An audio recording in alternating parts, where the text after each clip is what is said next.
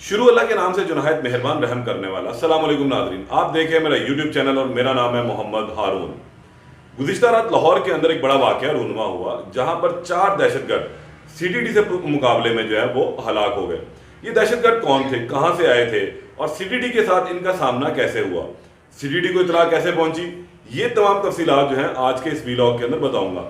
लेकिन इससे कबल जो है हमें थोड़ा सा बैकग्राउंड के अंदर जो है वो जाना पड़ेगा।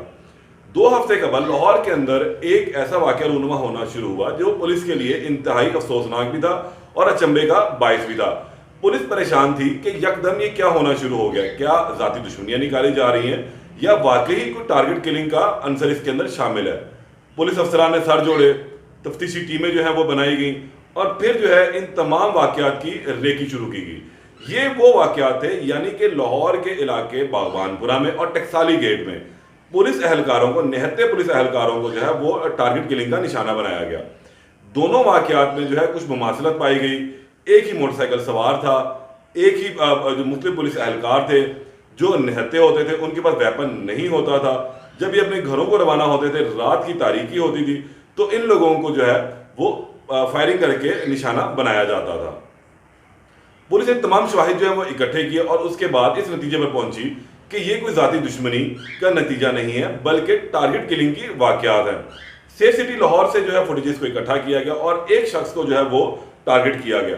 ये 22 साल का एक नौजवान था जो मोटरसाइकिल पर हेलमेट पहने निकलता था और उसके बाद पुलिस अहलकारों की रेकी करता था। उन अहलकारों को चूज करता था जो बिल्कुल निहत्ते होते थे, उनके पास असलहा नहीं होता था, वर्दी में होते थे और एजेड थे।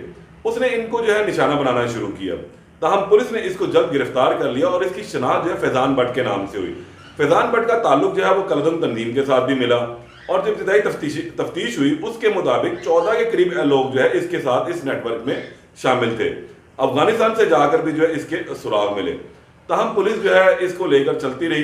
गुज़िश्ता रात फैजान की निशानदेही पे पुलिस करोल घाटी में लेकर जो है जो जंगल है वहां पर इसको लेकर गई, लेकिन शायद इसके जो साथी थे उनको इल्म था कि इसको जो है वहां ले जाया जाएगा और इस दौरान सीटीडी और इनके साथी दहशतगर्दों के दरमियान जो है वो फायरिंग का तबादला हुआ।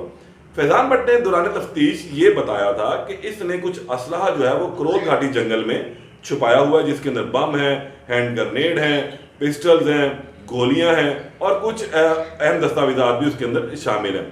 जब ये पुलिस इसको लेकर वहां पहुंची निशानदेही पर और वहां से असलहा, बारूद और बम जो है बरामद किए गए, तो इस दौरान इसके छुपे हुए साथियों ने सीटीडी के अहलकारों के ऊपर सीधी फायरिंग कर दी। सीटीडी की जानिब से भी जो है वो फायरिंग का तबादला हुआ। क्रॉस फायरिंग में 4 अफराद जो है वो हलाक हुए और इसी दौरान इनकी अपनी ही फायरिंग से दहशतगर्दों की फैजान जो पुलिस के पास जेर हिरासत था वो भी मारा गया और ये 3 दहशतगर्द भी मारे गए। तकरीबन सीटीडी के मुताबिक 6 से 7 लोग थे जिन्होंने सीटीडी की रेडिंग टीम के ऊपर जो है वो हमला किया और अपने साथी फैजान भट्ट को जो है वो छुड़वाने की कोशिश की गई।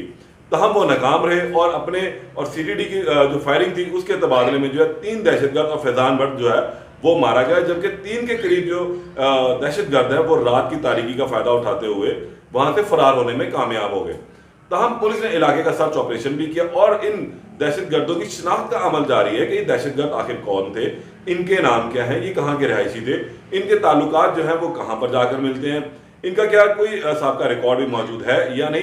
ये तमाम तफ्तीश जो है वो अभी जारी है। लेकिन अहम चीज ये थी कि जिस वक्त पुलिस यहां से लेकर निकली तो नेटवर्क इतना मजबूत है कि इनको मालूम था कि इनका साथी किस जगह ले जाया जा रहा है और उनके जहन में भी बात मौजूद थी कि जो चीज छुपाई गई है या फैजान कुछ ऐसी इंफॉर्मेशन जो है गालबन सीटीडी के हाथ देने वाला है जो उनके लिए नुकसान का बायस बन सकती है। इसीलिए उन्होंने घात लगाकर जो है रात के अंधेरे में ये कोशिश की कि फैजान को भी छुड़वा लिया जाएगा और यहां से वो रफू चक्कर हो जाएंगे। लेकिन सीटीडी अहलकारों की जमा मर्दी के बायस ऐसा करना नामुमकिन हुआ और क्रॉस फायरिंग में ये 3 दहशतगर्द जो है वो मारे गए और इनके साथ साथ इनका जो जेर हिरासत साथी था फैजान भट्ट वो भी मारा गया।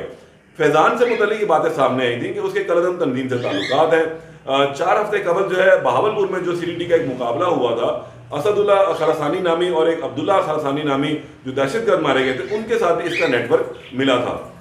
इसमें एक अहम चीज ये भी थी कि ये सीटीडी के एक मुकदमे में पहले भी जो है वो गिरफ्तार रह चुका हुआ है और वहां से जमानत पर रिहा होकर बाहर आया फिर इसने कहा कि मैं कलदम तंजीम के साथ जो है वो ताल्लुकात बनाऊं और अपनी जो अना है और तस्कीन है उसको पूरा कर सकूं। इसीलिए रऊफ गुज्जर नामी शख्स ने इसकी जमानत करवाई थी, जो ऑलरेडी जेल के अंदर मौजूद था। तो हम बाहर निकलने के बाद इसने जो पहला काम किया अपनी काबिलियत शो करने के लिए, वो पुलिस एहलकारों को निशाना बनाने का जिम्मा लिया, जिसके अंदर वो कामयाब भी हुआ। 6 एहलकारों की जो है सुपारी उसने ली थी, लेकिन उसकी बदकिस्मती और अच्छी किस्मत जो है पुलिस एहलकारों की कि वो बच गए। इससे जो इब्तिदाई तफ्तीश मिली थी उसमें आला पुलिस अफसरान को भी निशाना इसने बनाना था। तो हम पुलिस की मुस्तैदी कह लें, और उसके साथ साथ बरवक्त कार्रवाई की सूरत में फैजान भट्ट जो है वो गिरफ्तार हुआ और अब गुज़िश्ता रोज़ अपने 3 दहशतगर्द साथियों के हमरा जो है फायरिंग के दौरान मारा गया। अब जैसे इन मजीद 3 दहशतगर्दों की शिनाख्त होती है उस हवाले से आपको मजीद आगाह करूंगा। तब तक के लिए इजाज़त दें। अल्लाह निगहबान।